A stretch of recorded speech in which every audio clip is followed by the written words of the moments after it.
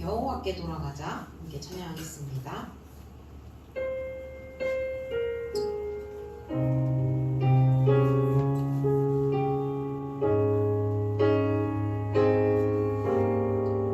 내 백성이 나를 떠나 돌아섰지만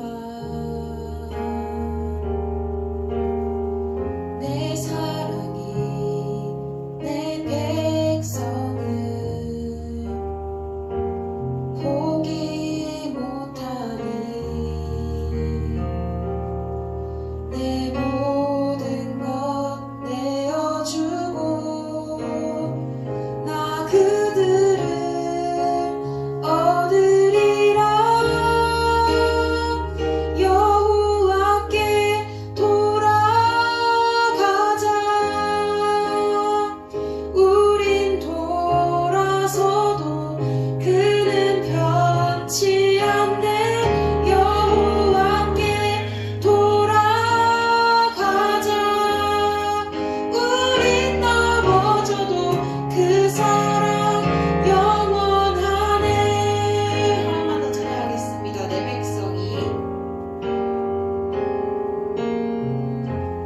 백성이 나를 떠나 돌아섰지만 내 사랑이 내 백성을 포기 못하니 내 모든 것 내어주고 나 그들을 얻으리라. 여호와께 돌아가자. 우린 돌아서도 그는 변치 않네. 여호와께 돌아가자. 우린 넘어져도 그 사랑 영원하. 여호와께 돌아가자. 여호와께 돌아가자. 우린 돌아서도 그는 변치 않네. 여호와께 돌아가자. 우린 넘어져도 그 사랑. 한번 더 찬양하겠습니다. 여호와께 돌아가자. 여호와께 돌아가자. 우린 돌아서도 그는 변치 않네. 여호와께 돌아가자. 우린 넘어져도 그 사랑 영원하네.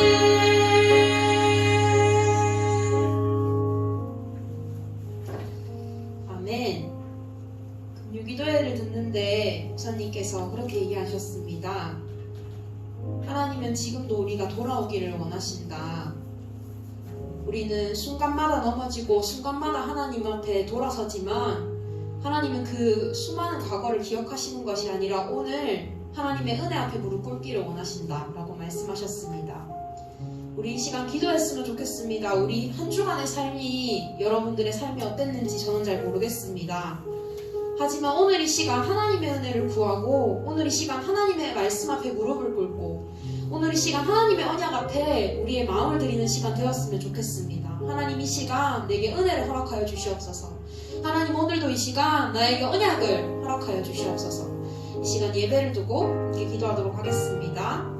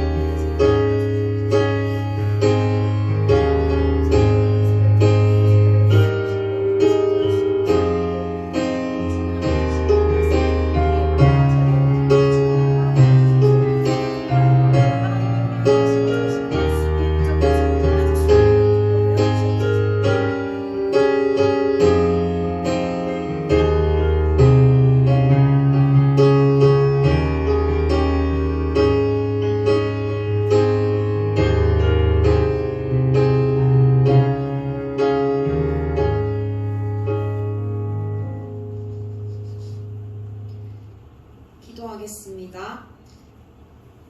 지금도 살아서 역사하신 하나님, 코로나라는 시대 속에 하나님 오늘도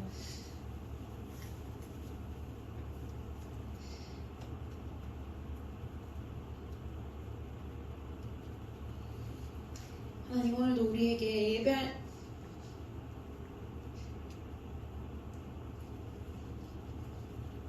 예배를 하나님 할 수 있는 마음을 허락하시고 하나님 환경을 허락하시니 감사를 드립니다.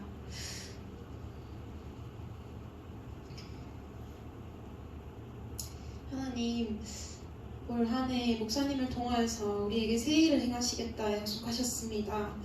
하나님 연말을 준비하는 지금 우리의 하나님 한 해 동안의 발걸음을 바라보며 하나님 새 일 행하셨던 하나님의 발걸음을 보게 하시고 하나님 모든 상황들 속에서 하나님 우리의 기준으로 문제라고 생각하고 하나님 우리의 잣대로 문제라고 생각했던 모든 일들이 하나님의 시선으로 바라볼 수 있는 오늘이 될 수 있도록 하나님 우리에게 은혜를 허락하여 주시옵소서.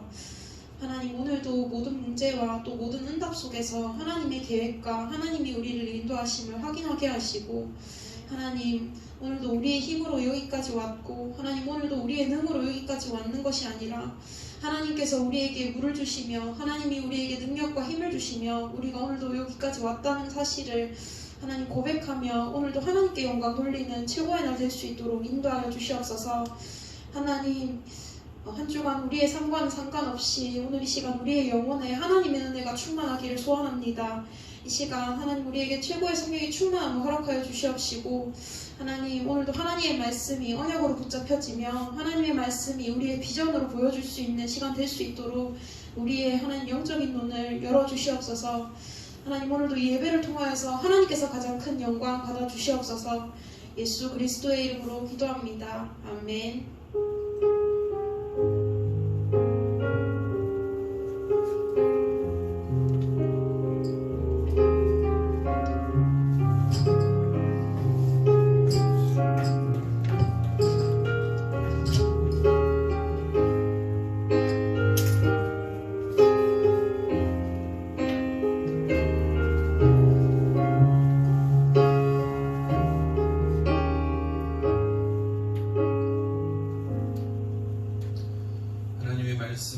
요한복음 4장 24절 말씀입니다.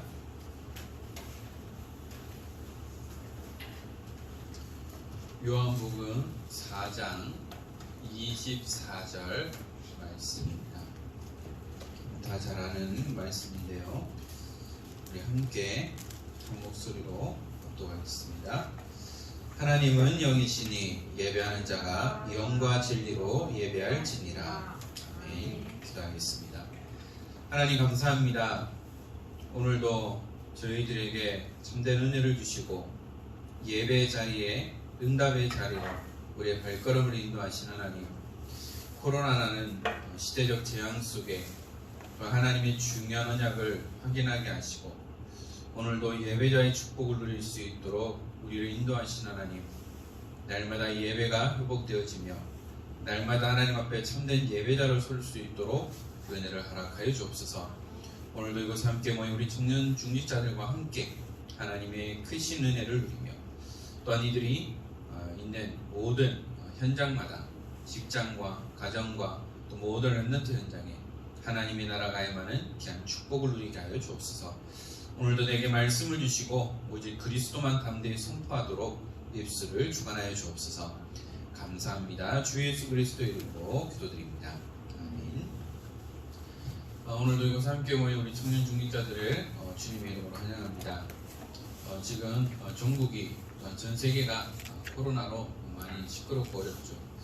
또한 제3차 유행이라는 것을 통해서 수도권만 해도 8월 확진자가 7, 8만 명 이상이 되어버리고 위쪽에는 대구가 그렇게 됐던 것처럼 병상이 없어 자가격리하다가 또한 숨지는 그런 일들도 일어나고 있습니다. 우리가 이것을 보면서 분명한 하나님의 계획을 볼 수 있어야 되겠죠. 그렇다면 우리 청년 중직자들이 어떠한 것을 놓고 어떠한 마음을 가지고 어떠한 기도 제목을 가지고 우리 함께 기도해야 될 것이냐 라는 부분들을 여러분들이 붙잡아야 되겠고요. 우리는 이러한 것과 상관없이 정말 우리가 하나님 앞에 설 수 있는 귀한 은혜들을 함께 누려야 되겠습니다. 우리 지난주 강단을 통해서 오래된 각인 치유라는 말씀을 받았습니다. 저는 그 말씀을 들으면서 참 많이 찔렸고요. 아직까지도 치유되지 않고 아직까지도 회복되지 않은 뼛속 깊이 남아있는 그런 각인 뿌리 체질이 남아있어서 아직까지 걸리는 부분도 있어요. 그런데 주일날 그리고 금요기도회 때 목사님 말씀하셨던 것처럼 우리가 복음 안에 있지만 복음을 누리지 못하고 있다. 이스라엘 백성들이 하나님의 은혜를 누리고 선택받은 백성이었지만 오히려 그들은 하나님을 믿지 않고 예수님을 믿지 않았다. 오히려 이방인들이 믿음으로 결단하고 구원을 얻는 그런 축복을 누렸다라는 말씀하셨죠. 그 말씀이 지난주 본문 말씀처럼 하나님의 은혜를 누렸지만 그들은 여호와께 묻지를 않았고, 그러나 기브온 족속은 그 소식을 듣고 이제 결단 속여서라도 살아야 되겠다. 그래서 그들을 속이고 영원히 죽지 않는, 물론 노예로 평생 살았지만 그들이 구원을 얻는 그런 모습들을 보게 됩니다. 그 말씀을 들으면서 저는 어떤 부분들을 기억했느냐, 복음 안에 있지만 복음을 모르고 살아가고 있다는 거죠. 말로는 복음 하지만 내 삶은 복음이 아닌 경우들이 너무나 많다는 거예요. 그것뿐만 아니라 잘못의 대가로 벌을 받아야 하지만 기브온 족속이 죽어야 돼요. 모든 가나안에 있는 모든 사람은 다 죽이라고 했는데, 그러나 그들은 뭐냐, 복음을 붙잡았다는 거죠. 그래서 하나님은 복음을 다시 붙잡은 자들을 다시 살리시고 회복시키셨다는 거죠. 복음을 살리는 겁니다. 복음이라고 하지만 내 입술은, 내 생각은 율법주의에 빠져있다는 거죠. 그래서 문제 속에 있더라도 다시 복음 앞으로 돌아오면 된다. 이것이 회개입니다. 회개란 뭐냐? 다시 돌아가는 거예요. 오늘 찬양처럼 유아께 돌아가자. 우리가 하나님을 믿는다고 하지만 내 원하는 대로, 내 생각대로, 내 유익을 위해 나갔다라면 다시 돌아오면 돼요. 그게 바로 회개라는 것이죠.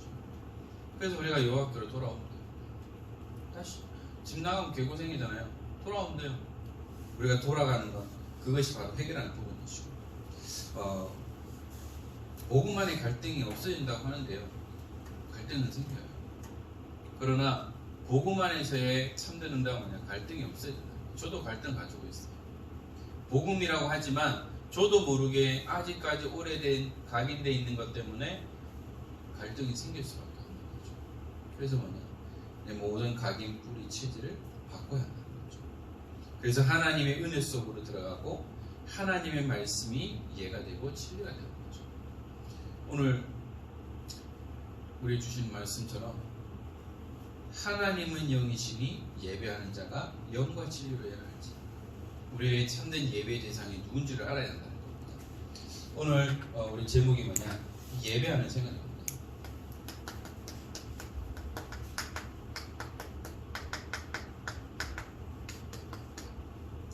우리가 예배자로 서야 되는데요, 예배란 뭐냐? 피조물로서 인간이 삼위일체 되신 창조주 하나님을 경배합니다. 바로 뭐냐? 하나님이 형상 닮은 자들이 창조주 하나님을 경배하고 높이는 것이 예배라는 겁니다. 모든 것에 대상이 있어요. 예배의 대상이 있습니다.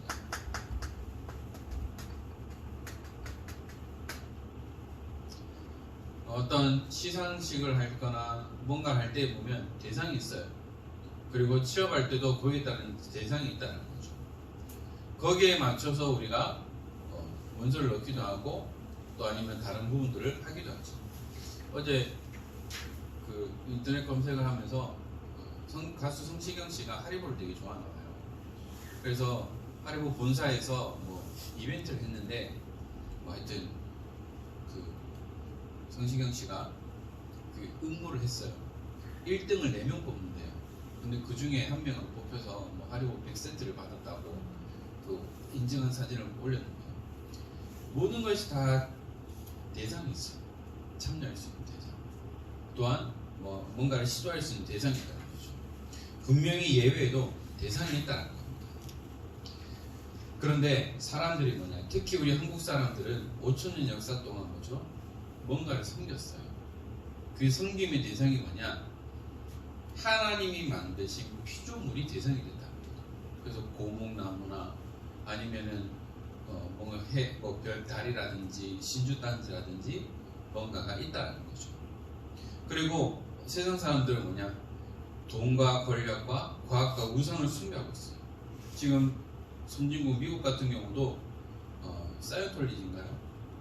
과학을 숭배하는 그런 종교도 있다는 거예요. 그 중에 한 명이 톰 형님이 아마 거기 신봉다고 제가 알고 있는데, 아무튼 하나님이 만드신 그 피조물을 경배의 대상으로 바꿔버렸어요. 그 바꾼 존재가 누구예요? 바로 사탄 마귀라는 거예요. 그래서 하나님이 만드신 자연적인 것에 불과한데 사탄은 이 경배의 대상을 완전히 바꿔버렸다는 거죠. 그래서 예배의 대상은 뭐냐?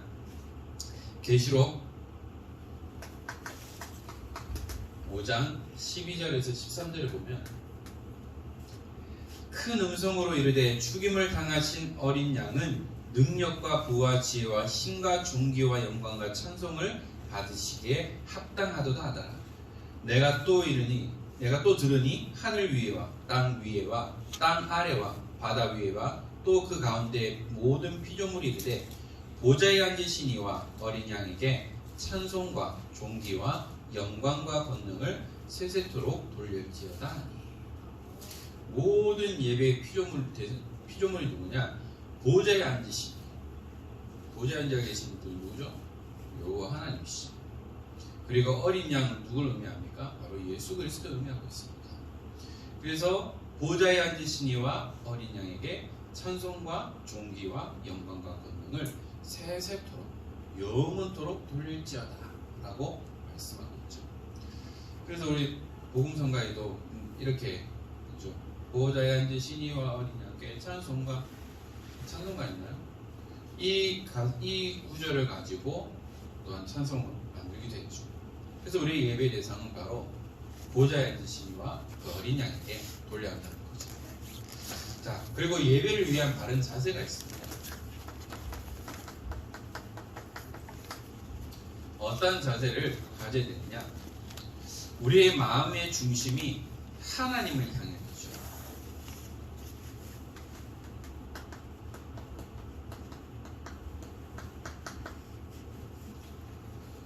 저는 그 구기 종목을 잘 못해요.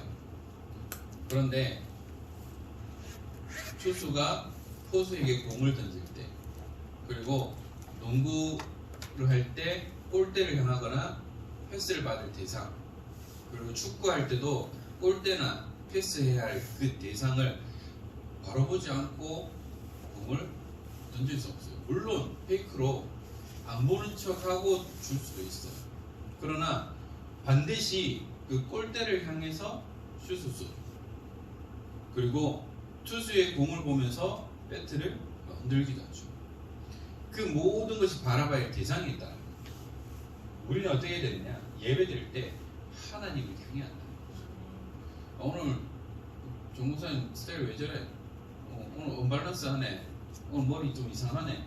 이렇게 보면 안 돼요. 하나님을 향해서 우리가 예배를 드려야 한다는 것이죠. 오늘 본문 말씀처럼 요한복음 4장 24절에 하나님은 영이시니 예배하는 자가 영과 진리로 예배할지니라.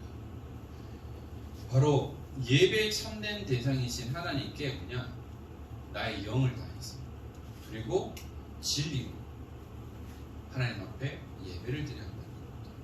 그래서 지금 이 시간에 오늘 예배 빨리 끝나고 별다방 가서 커피 한잔 해야지, 오늘 끝나고 데이트하러 가야지, 오늘 가서 짱 박혀야지, 이런 생각하면 이 예배 드리는 지금 이 시간 하나님을 향해서 내 모든 마음과 생각이 하나님을 향해서 예배를 드려야 한다는 거죠. 전도서 5장 1절에서 2절에도 이렇게 말씀하고 있습니다. 너는 하나님의 집에 들어갈 때에 내 발을 삼갈지어다. 가까이 하여 말씀을 듣는 것이 우매한 자들의 재물 드리는 것보다 나으니 그들은 악을 행하면서도 깨닫지 못함이니라. 여기서 말하는 거냐? 말씀을 듣는 것이 그냥 어리석은 자가 그냥 헌금 많이 하는 것보다 말씀 들으러가는 것이 더 낫다라는 거예요. 그리고 너는 하나님 앞에서 함부로 입을 열지 말며 급한 마음으로 말을 내지 말라. 하나님은 하늘에 계시고 너는 땅에 있음이니라. 그런데 마땅히 말을 적게 할 것입니다. 하나님은 입을 함부로 열지 말래요. 저 원래 말이 많은데 어떡해요? 그 말이 아니라 예배에 집중하지 못하게 계속해서 불신앙하거나 불평하거나 예배 방해되는 언행들을 하지 말라는 거죠. 그래서 뭐냐? 마땅히 말을 적게 할 것이죠. 말을 많이 하면 실수하게 돼 있어요. 저도 말을 많이 안 하는 편이고 과묵하다고 느끼고 여러분들이 또 목사님 너무 철벽치는 것 같아 라고 말할 수 있는데 저는 말을 좀 잘 안 하는 그런 편이에요. 그런데 그것이 저도 말을 많이 하다 보면 실수하게 돼요. 그래서 제가 좀 조심하는 부분들이 있어요. 특히 우리가 예배 드릴 때에 여러분들 언행을 하는 것보다는 말씀에 집중하고 예배에 집중하는 것이 중요하다는 겁니다. 자, 그러면 예배의 내용이 있습니다. 어떤 내용이 있느냐? 4가지가 있어요. 찬송, 기도, 말씀, 헌금이 있는데요. 우리가 하나님 앞에 찬양합니다. 그래서 예배 전에 우리 준 청년이 앞에서 찬양도 하고 또 예배 드리죠. 또 우리가 본 예배 때도 예배 전에 찬송을 합니다. 자, 여기서 질문. 준비 찬양일까요? 어떤 걸까요? 자, 우리가 보통 이렇게 얘기해요. 예배 전에 드리는 것은 준비 찬양이다 라고 생각하는 사람이 있어요? 질문 이상한가요? 자, 예배 전에 드리는 찬양은 준비 찬양이다 아니면 예배에 속한다. 1번, 2번 어떤 거예요? 네, 여기는 객관 없어요. 자, 우리가 착각하는 것이 뭐냐면 예배 전에 드린 찬양은 예배 전 찬양이다 라고 하는데요. 아니에요. 그 찬양도 예배에 속하는 거예요. 그래서 준비 찬양이 아닙니다. 예배 찬양입니다. 그래서 뭐냐? 항상 예배 전에 찬양을 드려요. 그 이유는 뭐냐? 황폐한 우리의 마음의 문을 여는 거죠. 찬양하는 그 시간을 통해서. 그래서 우리가 하나님 앞에 찬양을 하는 겁니다. 히브리서 3장 15절에 그러므로 우리는 예수로 말미암아 항상 찬송의 제사를 하나님께 드리자. 이는 그 이름을 증언하는 입술의 열매니라. 찬송의 제사는 뭐냐? 입술의 열매라는 거죠. 그래서 우리 입술을 통해서 찬양할 때에 그 찬양의 열매를, 입술의 열매를 하나님 앞에 드리는 겁니다. 그리고요, 재밌는 거, 그 인도자의 영적 상태에 따라서 찬양의 내용이 달라집니다. 힘들고 시달린다, 그럼 힘들고 시달리는 찬양이에요. 항상 기쁘고 감사하다, 그러면 기쁘고 감사한 찬양합니다. 그래서 그 사람이 좋아하는 찬양을 보면 그 사람의 상태를 알 수가 있어요. 자, 여기서 보면 찬송이라는 단어가 있고 찬미라는 단어가 있고 찬양이라는 단어가 있어요. 많은 단어들이 있는데 찬송이라는 것은 뭐냐? 어떤 사전적 의미로 보면 하나님의 은혜를 기르고 찬양한다. 은혜를 찬양한다는 거죠. 그리고 신성한 대상을 찬미하는 노래라는 거죠. 그래서 찬송의 대상은 뭐죠? 하나님입니다. 또한 찬미라는 내용이 있어요. 아름답고 훌륭한 것이나 위대한 것 따위를 기려 칭송한다. 그러니까 아름답고 훌륭한 위대한 하나님을 찬양할 때 좀 찬미라는 부분이 있죠. 그래서 이런 좀 단어에 좀 뜻이 다른 부분이 있습니다. 자, 그래서 찬미의 제사라는 것이 뭐냐? 감사와 회개, 기도, 간증 등을 노래로 나타냈다는 것이죠. 그래서 우리의 고백을 담아서 곡으로 만들기도 하는 겁니다. 두 번째는 기도입니다. 그래서 반드시 기도는 들어가게 되겠죠. 그래서 우리가 예배전 찬양을 하고 또 예배드리 본 예배 들어가기 전에 기도로 준비하고 또 예배 중간에 대표기 기도가 들어가고 또 목사님 메시지 전 메시지 후 기도 그리고 헌금 기도 그리고 축도 이런 부분들이 있어요. 이 기도라는 것이 뭐냐면 계시록 5장 8절에 그 두루마리를 취하심에 내 생물과 24장로들이 그 어린 양 앞에 엎드려 각각 검은과 향이 가득한 금 대접을 가졌으니 이 향은 성도의 기도들이라. 우리가 기도하면 금대접에 그 기도를 담는다는 거죠. 또한 계시록 8장 3절 4절에도 우리가 기도하면 주의 천사가 향로를 가지고 그 기도를 담아서 하늘로, 그리고 그 응답을 담아서 우리에게 부어준다고 말씀하고 있어요. 그래서 향이 가득한 금대접 뭐냐? 감사와 고백, 간구, 그리고 중보 등을 언어로 나타낸다는 겁니다. 그래서 기도라는 부분은 중요해요. 빠져서는 안 된다는 거죠. 그리고 이 기도도 내 개인 기도가 있고 또 중보 기도가 있어요. 중보 기도는 뭐죠? 누군가를 위해서 기도하는 거예요. 그리고 합심 기도는 함께 마음을 모아서 기도하는 것을 의미하고 있죠. 그 다음에 나오는 것이 말씀입니다. 모든 예배에는 말씀이 있어요. 메시지가 있다는 것이죠. 시편 78편 1절에 내 백성이여 내 율법을 들으며 내 입의 말에 귀를 기울일지어다. 백성들아, 이 율법을 말씀이라고 해요. 그 말씀을 듣고 내 입의 말에 귀를 기울여라.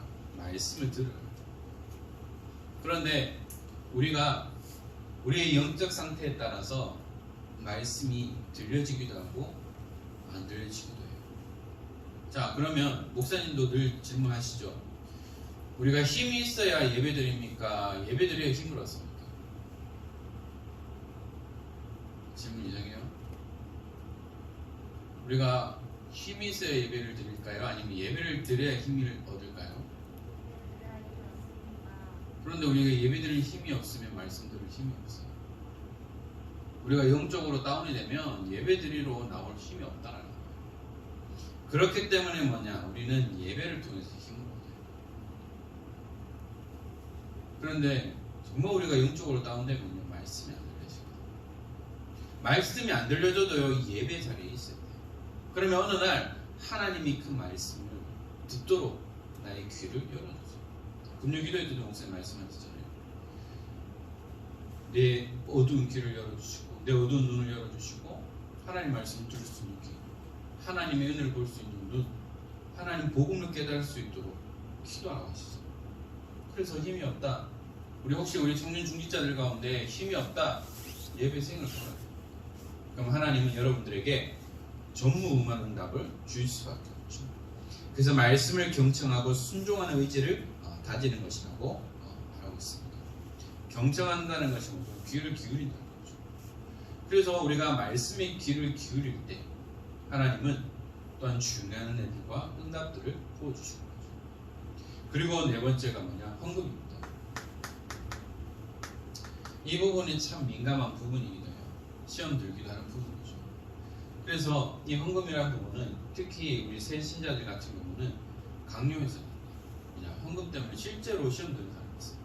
제가 요 앞에 교회에 있을 때 새 신자분인데 80대 할아버지예요. 근데 남전도에 원래를 하는데 이제 원래 회비를 내거든요. 회비를 내라고 했다고 이 할아버지가 시험 들어서 교회로 그때부터 안 나오잖아요.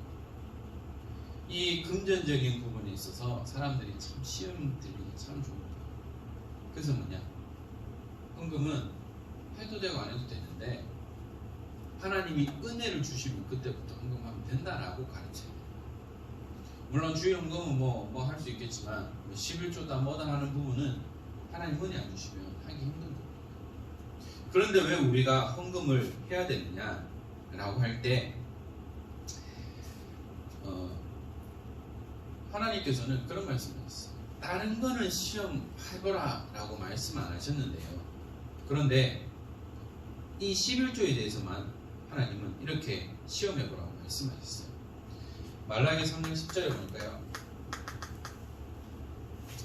만군의 여호와가 이르노라 너희의 온전한 11조를 창고에 들여 나의 집에 양식이 있게 하고 그것으로 나를 시험하여 내가 하늘 문을 열고 너희에게 복을 쌓을 것이 없도록 붙지 아니하나 보라. 너희들이 11조 드릴 때, 헌금할 때 내가 어떻게 너희 국간을 채우는지를 한번 시험해봐라 라고 말씀하셨어요. 다른 때는 시험해보라 말씀하셨어요. 이 헌금 11조에 대해서만 명확하게 시험해보라고 말씀하셨어요. 저도 여러분들에게 헌금관에 대한 부분들을 강조하는 부분이 있어서 저도 좀 그래요. 예민한 부분이기도 하기 때문에 그러나 우리가 하나님 앞에서 온전한 헌금이 회복되지 않으면 하나님은 우리에게 경제에 대한 응답을 주시지 않는다. 제가 제일 처음 사역했던 교회에서 제가 좀 충격받은 게 뭐냐면 어린아이부터 헌금 봉투가 있었어요. 그때 목사님께서 하시던 말씀이 뭐냐, 랩런트들 헌금 100원이라도 헌금해라 라는 거예요. 11조, 성교, 건축, RUTC 그 부분을 보면서 어릴 때부터 헌금관을 가르쳐야 되겠구나 라는 부분들을 저는 깨닫게 됐고, 저도 PK지만 올바른 헌금은 못 들었어요. 제가 언제부터 이 올바른 헌금을 회복했냐, 교육자 생활하면서 그때부터 제가 올바른 헌금 생활을 시작하고 지금까지 오게 됐습니다. 그렇다면 우리가 이 부분에 있어서 우리 청년들이 물론 결혼 자금도 만들어야 되고 여러 가지 많은 저축도 해야 되고 하지만 진짜 하나님 앞에 올바른 헌금관을 가지고 있다면 하나님이 여러분들에게 어마어마한 것을 주실 수밖에 없는데요. 그래서 마땅히 하나님의 것을 감사함으로 하나님께 드리는 것이죠. 그래서 나의 수입의 10의 1조를, 그리고 우리가 매주 주일 하나님 앞에 드리는 헌금, 그리고 감사헌금, 선교헌금. 선교헌금은 뭐죠? 내가 갈 수 없으니까 선교 현장에 있는 선교사에 마음껏 사역할 수 있도록, 그것은 뭐냐? 보내는 선교사예요. 그리고 건축헌금은 뭐냐? 정말 하나님이 원하시는 시대를 살리는 랩런트를 키우는 성전 건축의 언약을 붙잡고 여러분들이 응답받아야 돼요. 또 우리 하나가 더 응답받아야 될 것이 뭐죠? 우리 지난 제4회 세계 중직자 될 때 그 캠페인처럼 뭐냐, 우리 커피값 아껴서라도 미래교회를 살리는 그 일에 여러분들 응답받을 수 있도록, 단돈 10,000원이라도 함께 동참할 수 있도록 여러분들 기도하면서 응답받았으면 좋겠습니다. 자, 그 다음에 뭐냐, 예배의 종류가 있죠. 옛날에는 이런 단어를 많이 썼어요. 대예배. 큰 예배가 있고 작은 예배가 있습니까? 그런 부분은 아니거든요. 공예배가 있습니다. 이 공예배라는 것이 뭐냐, 정해져 있는 예배를 의미하고 있어요. 그래서 대예배라는 단어는 없습니다. 이것을 뭐냐, 주일 낮 예배라고 하죠. 우리가 드리는 11시 예배, 이것은 낮 예배라고 얘기를 할 수 있습니다. 그 다음에 뭐냐, 오후 예배. 제가 청소년 때만 해도 저녁 예배였어요. 7시 반에 예배였어요. 그럼 우리가 복음 운동하면서 이 예배 시간이 이제 저녁에서 낮으로 바뀌게 되는데요.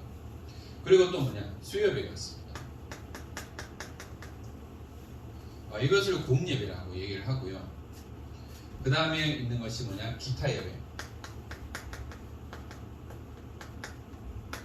여기에는 공예배 외에 가정예배, 구역예배, 그리고 기간예배, 우리가 드리는 랩런트 예배를 말하고 있죠. 그 다음에 새벽예배. 이 새벽예배는 참 하나님 은혜 안 주시면 힘든 부분이죠. 그리고 금요 기도회가 있습니다.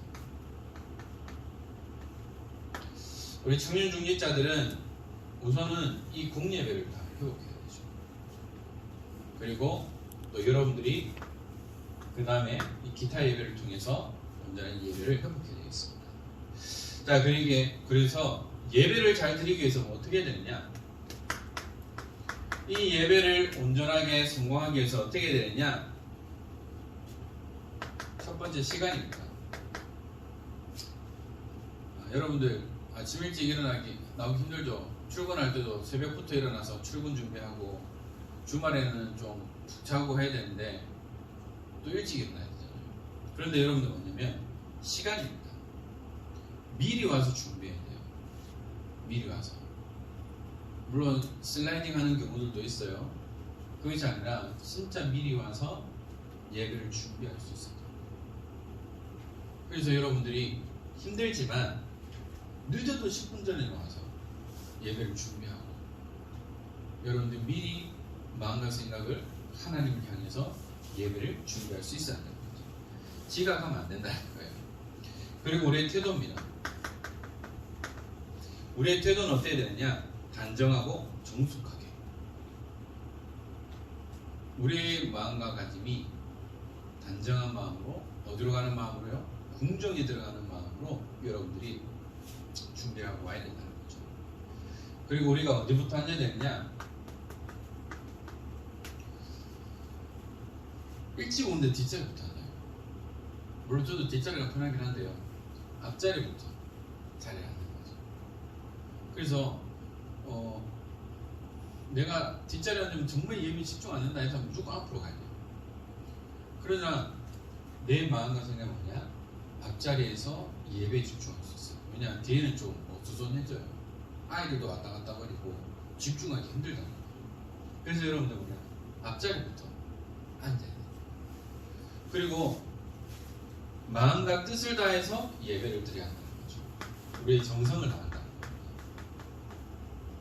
마음과 뜻을 다하여 예배를 드리고, 이것이 저희들이 예배드릴 자세라는 것이죠. 그래서 여러분들 다른 건 아닙니다. 진짜 하나님 앞에 나올 때에 단정한 모습. 물론 제가 좀 무슨 율법적이에요라고 말할 수 있는데, 특히 여름에 우리 랩런트들 보면 슬리퍼 쪼리 신고 오는 거 있어요. 반바지 쫙 입고 또 추리하게 추리 입고. 만약에 그런 친구들이 데이트하러 간다, 뭐 아니면 어디 초대받아서 간다, 절대 그렇게 못 갈 거예요. 근데 왜 교회를 좀 편하게 올까요? 우리가 단정하게 와요. 무조건 좋은 옷 입으라 그런 뜻이 아니라 예배 드리러 올 때는 단정한 마음으로 와요. 우리가 문재인 대통령 만나러 가는데, 청와대 가는데 누가 그냥 삼선 줄 있는 치역구 입고 갑니까? 누가 슬리퍼 거시고 가요? 누가 새집 찍고 갑니까? 그렇잖아요. 우리가 예배 드릴 때에 이 부분이 되지 않으면 커서도요 똑같이 돼요. 특히 우리 한국 사람 특징을 보면 서울은 빨리 옵니다. 그리고 빨리 가요. 그리고 충청도는 엄청나게 느리고 가요. 거의 뭐 축도 때도 오는 사람이 있어요. 이게 그 지역마다 특색이 있는데요, 우리가 예배 드릴 때는 미리 가서 준비할 수 있는 그런 은혜들을 함께 누려야 되겠습니다. 자, 그래서 결론은 우리가 하나님 앞에 서면 돼요. 그래서 생명건 예배자의 축복을 누리는 겁니다. 여러분들이 예배자입니다. 그래서 이 축복을 누리면 어떤 은혜들을 주시느냐? 여러분들이 항상 이 말씀을 기억해야 돼요. 오늘 읽은 말씀처럼 요한복음 4장 24절, 로마서 12장 1절 말씀처럼 하나님이 기뻐하시는 거룩한 산제물로 드리라. 내 몸을 하나님 앞에 온전하게 산제물로 드리라. 내가 희생제물이 되는 거죠. 그래서 여러분들 마음과 생각이 뭐냐? 하나님 앞에 거룩한 산제물로 나를 드린다는 그 마음을 가지고 예배 축복을 주는 거죠. 또한 우리는 우선순위를 회복해야 돼요.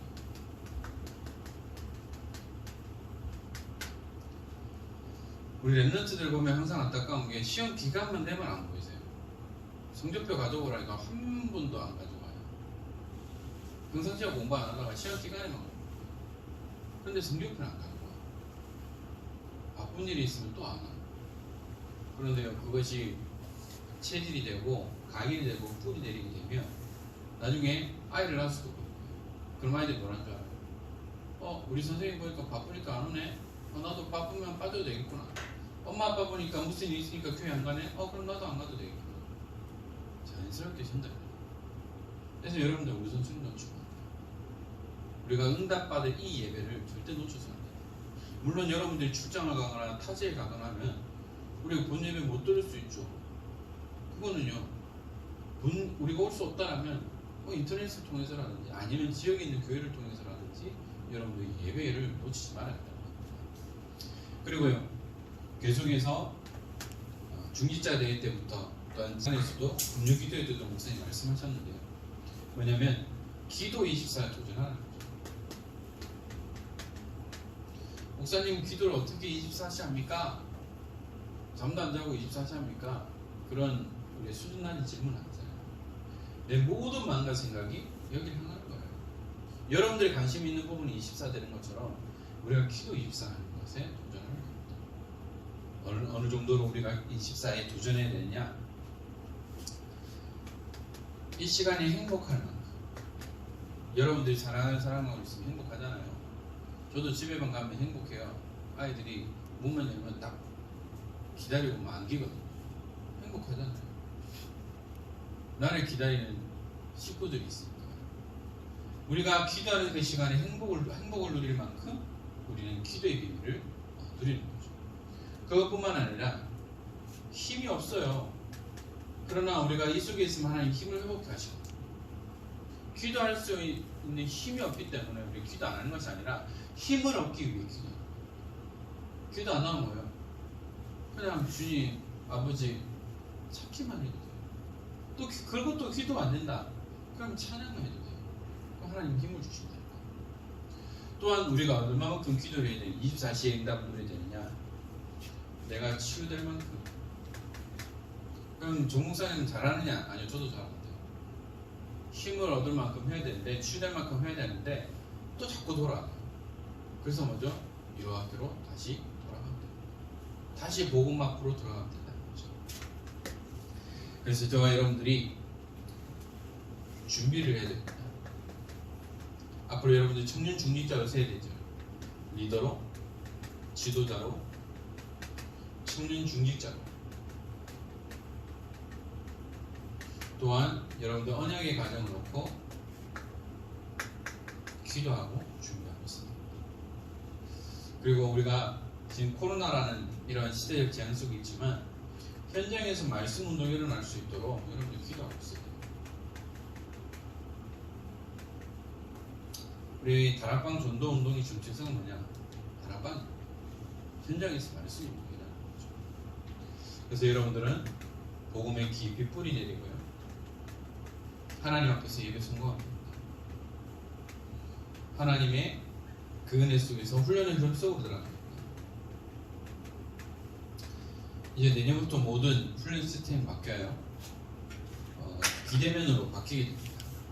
그러면 어떻게 보면 여러분들이 조금만 짬을 내면 이런 가지 않고도 훈련받을 수 있는 그런 은혜들을 누리게 될 겁니다. 그래서 우리 청년 중직자들이 정말 하나님의 은혜를 누리고 정말 중요한 시대적 흐름 속에 교회를 살리고 현장을 살리고 렘넌트를 살리는 중요한 축복을 누리는 가운데 이제 올 한 해도 이제 11일 남았습니다. 정신없이 한 해가 지나가고 있는데요. 올 한 해 동안 우리 주신 하나님 은혜의 응답들을 점검하고, 또한 내년에는 우리가 한 번도 가보지 못한 그 길을 걸어가게 될 건데요. 그래서 마지막 주 오후 예배 때 자체 원단 예배를 드리게 됩니다. 그리고요, 또한 31일 날 이번에는 예배 시간 좀 바뀌어서 오후 4시 30분에 원단 1, 2강이 되고, 1월 1일 오전 10시 30분에 원단 3강이 메시지가 선포됩니다. 그래서 여러분들이 이러한 말씀의 흐름을 놓치지 않고 우리 함께 방향을 맞춰 나가는 가운데 여러분들이 청년 중직자로서 내가 해야 할 일이 뭔가, 헌신해야 될 부분이 뭔가, 이러한 부분들을 정확하게 붙잡고 또 우리가 함께 소통하고 함께 은혜를 누리는 가운데 정말 교회를 위해 헌신하고 수고하는 청년 중직자, 또한 미래의 언약의 가정을 이루는 귀한 축복을 누리는 청년 중직자들 되기를 주 예수 그리스도의 이름으로 축원합니다. 기도하겠습니다. 하나님 감사합니다. 우리 사랑하는 우리 청년 중직자들을 축복하시고 오늘도 이곳에서 함께 예배자의 축복을 누릴 수 있는 귀한 은혜를 주신 하나님, 이들을 향한 하나님의 절대 조건 속에 이들을 통하여 이들의 가정과 가문과 직장 현장과 모든 삶의 현장에 하나님의 나라가 임하는 귀한 은혜들을 누리게 하여 주옵소서.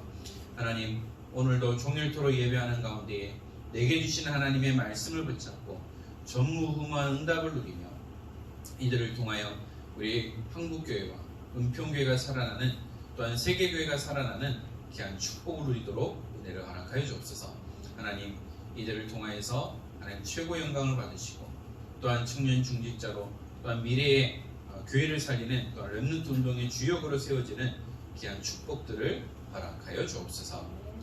우리 주 예수 그리스도의 은혜와 하나님의 크신 사랑하심과 성령님의 감화 감동 충만하심이 하나님이 함께 하시는 임마누엘 언약의 비밀을 누리며 예배자로 참된 축복을 누리고 24시 기도를 통하여 하나님이 주시는 힘과 은혜를 누리며 날마다 믿음으로 승리하기 원하는 사랑하는 모든 청중주의자들 머리 위에 지금으로부터 영원토록 항상 함께 있을지어다. 아멘.